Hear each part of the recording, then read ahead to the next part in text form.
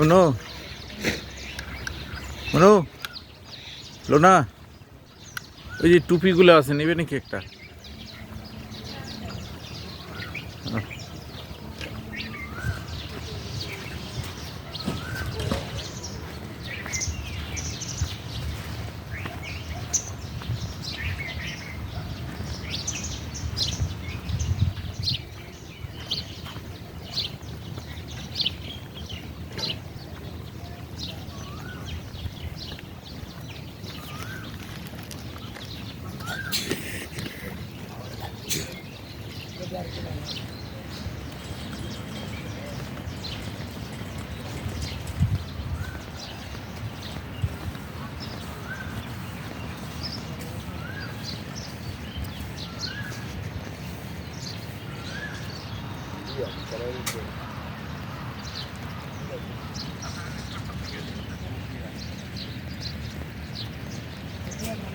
Bike দিয়ে ঘুরে আসুন না, একটা নিয়ে সবাই যেতে পারবেন। লাল খাগড়া দেখবেন, পাথর, সাম্পান, পুরাটা দেখে ছবিতে ভিড়ে একবারে এদিকে চলে আসতে পারবেন।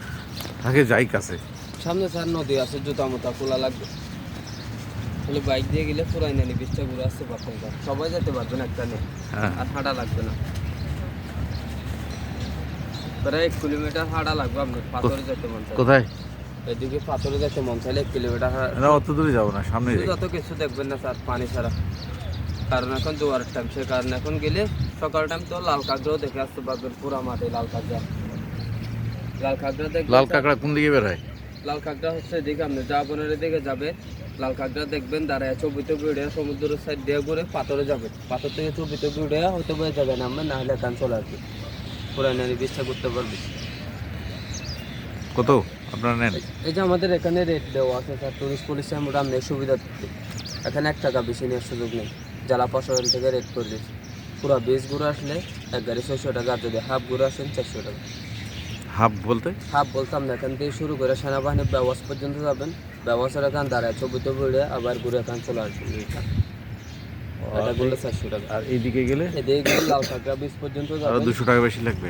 জি, লাল কাঁকড়া দেখবেন, পাথর দেখবেন, সাম্পান দেখবেন, 3টা স্পট দেখে আসবেন। একবারে ফিক্সড না কম বেশি আছে? এটা স্যার ফিক্স, কারণ এটা